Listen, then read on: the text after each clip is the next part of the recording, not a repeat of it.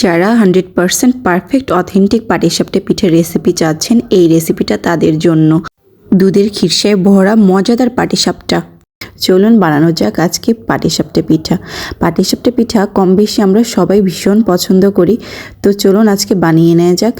এই যে আমি এখানে 2 লিটার খাঁটি গরুর দুধ নিয়েছি। কালারটা দেখলে বুঝতে পারছেন কতটা খাঁটি, একদম ওপরে ঘি ভেসে উঠেছে। তো চেষ্টা করবেন খাঁটি দুধটাই নেওয়ার। এখন আমি কেনা চালের গুঁড়ো নিয়ে নিচ্ছি, লবণ দিয়ে দিলাম। এখন ঠান্ডা পানি দিয়ে এটা মাখিয়ে নিব। আপনারা গরম পানি দিয়েও চাইলে মাখাতে পারেন, আমি এখানে ঠান্ডা পানি দিয়ে মাখাচ্ছি।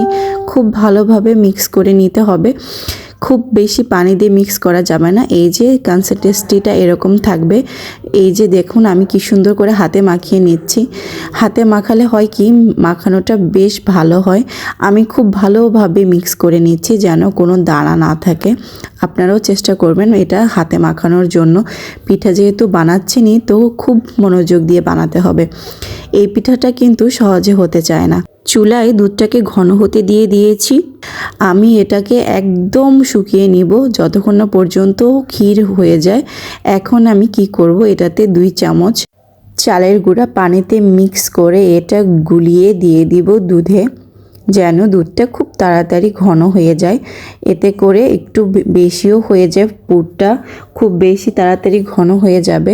অত বেশি গ্যাস পুড়বে না আপনাদের, এটা দেওয়ার চেষ্টা করবেন, নয়তো আপনাদের অনবরত অনেকক্ষণ জাল দিতে হবে।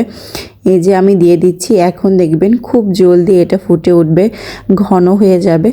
তো আমাদের গ্যাসও বেঁচে যাবে, আর এখানে পুরটাও বেশ খানিকটা বেশি হবে। তাহলে আপনারা পিঠাও অনেকগুলো বানাতে পারবেন। এই যে দেখুন দুধের কালারটা কি সুন্দর হয়েছে। আস্তে আস্তে কিন্তু এটা ফুটে উঠবে।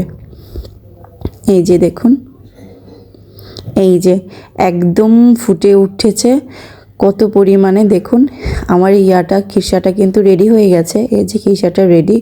এটা ঠান্ডা হলে কিন্তু আর একটু জমে যাবে।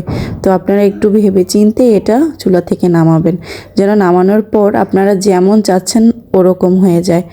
এখন কি করব, আমি যে চালের গুঁড়াগুলো মাখিয়ে রেখেছি ওটা একটু ব্লেন্ড করে নিব। যেহেতু বাইরে থেকে কেনা চাউলগুলো অতটা মিহি থাকে না, একটু দানাদার দানা থাকে। এই জন্য ব্লেন্ড করে নিলে কি হবে, এটা একদম মসৃণ হয়ে যাবে, তখন পিঠাগুলো ভালো হবে। আপনারা অনেকে কি করেন, এটা ব্লেন্ড না করে একদম সোজাসুজি গুলিয়ে বানিয়ে নেওয়ার চেষ্টা করেন। তখন চালের গুঁড়িগুলো দানা বেশি বড় থাকার কারণে পিঠা হতে চায় না, সাদা সাদা হয়ে থাকে। এই যে দেখুন আমি কিন্তু এটা খুব ভালো করে ব্লেন্ড করে নিয়েছি। এখন আমি গুড় গলিয়ে নিচ্ছি। গুড় দিয়ে আমি বাইরের যে পিঠার যে বাইরের রুটিটা, সেটা আমি চালের গুড় খেজুরের গুড় দিয়ে করব। খেজুরের গুড় দিলে খুব ভালো একটা ঘ্রাণ আসে। এখন আমি কি করছি, এখানে আর একটু পানি মিক্স করে গোলাটা একদম পারফেক্ট করে গুলে নিচ্ছি। যতটা পাতলা আমরা রাখবো সেটা করে নিচ্ছি। এই যে দেখুন পানি আমি ঢেলে নিচ্ছি। আপনারা এখানে হালকা কুসুম গরম পানিও অ্যাড করতে পারেন। এখন আমি অ্যাড করে দিচ্ছি গুড়গুলো দিয়ে হাত দিয়ে খুব ভালোভাবে মিক্স করে নিব, যেন সব জায়গায় খুব ভালোভাবে মিক্স হয়ে যায়।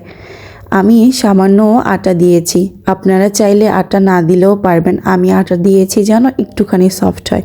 পিঠাটা চালের গুঁড়া দিয়ে করলে একটু শক্ত হয়ে যায়। এখন হচ্ছে বানানোর পালা।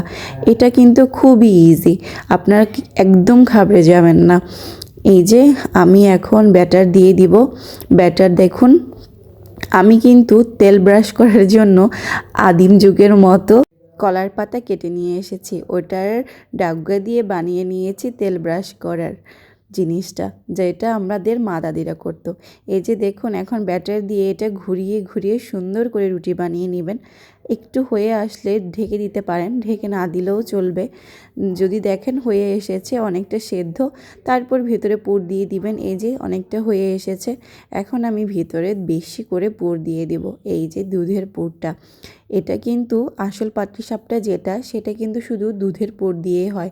অনেকে দেখি এখন এটার ভিতরে সুজি দেয়, কিংবা নারিকেল দেয়, এগুলো দেয়। আসলে কিন্তু ওইটা কিন্তু অথেন্টিক পাটিসাপটা না। অথেন্টিক পাটিসাপটাটা হচ্ছে ভিতরে অবশ্যই দুধের খিরসা থাকতে হবে। এই যে দেখুন আমার পিঠাগুলো দেখতে কত সুন্দর হচ্ছে। আপনারাও যদি আমার রেসিপিটা ফলো করেন অবশ্যই পিঠা দেখতে এরকম হবে, খেতেও ভীষণ মজা হবে। আমার পিঠাগুলো কিন্তু একদম পারফেক্ট হয়েছিল।